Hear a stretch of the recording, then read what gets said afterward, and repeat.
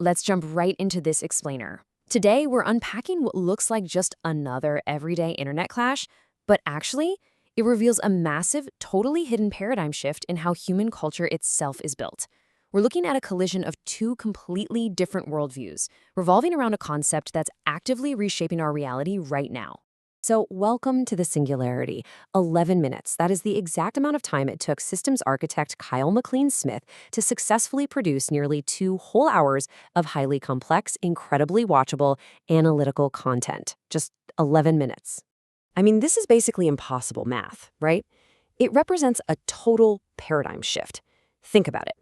We are literally living in an era where the generation of media actually outpaces the human capacity to sit down and watch it. How do you create faster than you consume? This is the creative class singularity happening right before our eyes. Section 1. The Instant Cinema Singularity. What's really wild here is the sheer scale of the output. We're talking about a 13-part analytical series critiquing media, spanning nearly 2 hours, generated from scratch in those 11 minutes. It's a real-world example of the technological singularity in action. And the truly fascinating part? All of this was built using the exact same highly automated, hyper-accelerated tools that totally terrify modern tech industry critics. Section 2. The Hollywood production contrast. To really grasp the whiplash of this new reality, we have to look back at the agonizing friction of legacy media creation. Take George Lucas and Star Wars. Back in 1973, he conceives the idea for a space opera. By the fall of 1974, he'd spent a year and a half doing nothing but writing the script for A New Hope. Fast forward to 1999, and it takes 3 entire years of production just to build the prequel films like Attack of the Clones. A year and a half just for text. 3 years for visuals. Versus, 11 minutes for the whole shebang today. Section 3. The Rapture of the Nerds. Moving from a multi-year analog struggle to an 11-minute digital assembly line obviously sparks some massive existential societal anxiety. British sci-fi critic Damien Walter identifies this terrifying exponential curve. He describes the technological singularity as a positive feedback loop. Basically, the more technology you have, the faster you can create more of it. It's that exact tipping point where human creators fear being made entirely obsolete by runaway automated systems. Moulter humorously, though pretty darkly, refers to this endpoint as the rapture of the nerds. It's this highly disruptive moment that's absolutely beloved by Silicon Valley venture capitalists, but deeply unsettling and terrifying for the rest of humanity who fear being just left behind in the dirt.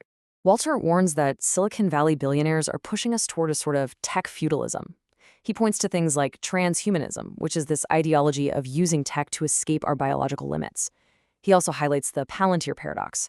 Think about Peter Thiel, right? Someone who professes to fear a totalitarian surveillance state, yet actively funds and builds Palantir, the exact data architecture a global surveillance state would actually need. Walter argues we're facing a jackpot, not a sudden explosion, but a slow, grinding apocalypse, managed by elites, where sci-fi concepts like social credit systems bleed directly into our gamified everyday reality. Section 4. The Critic versus Architect. So this brings us to a hyper-specific battlefield. It's a real-time internet clash where these two totally different worldviews collide head-on.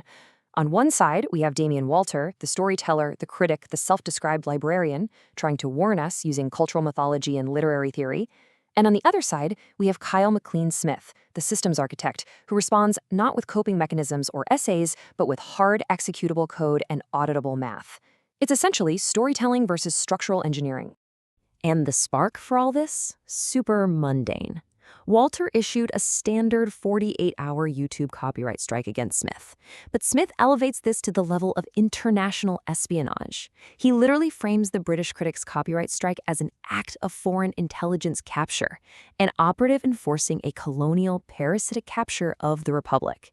He calls it the King of England's apostasy against American sovereignty. I mean, he treats it like an MI6 operation. Now, why such extreme rhetoric? Well, because Smith views this kind of institutional narrative control exactly like a biological parasite, specifically the zombie ant fungus. Research from Penn State shows this fungus doesn't actually infect the ant's brain.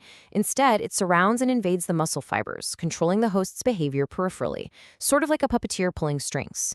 It preserves the brain while dictating the ant's final actions to serve the parasite's reproduction.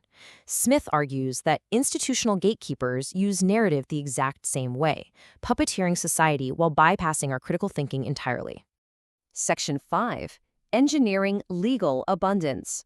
Let's look at how Smith actually engineers a defense against this parasitic institutional control, using the breakneck speed of the singularity we talked about earlier. He isn't just theorizing, he's building infrastructure. He holds a US patent for something called SeedTreeDB. This isn't your normal static database. It unifies passive data and active code.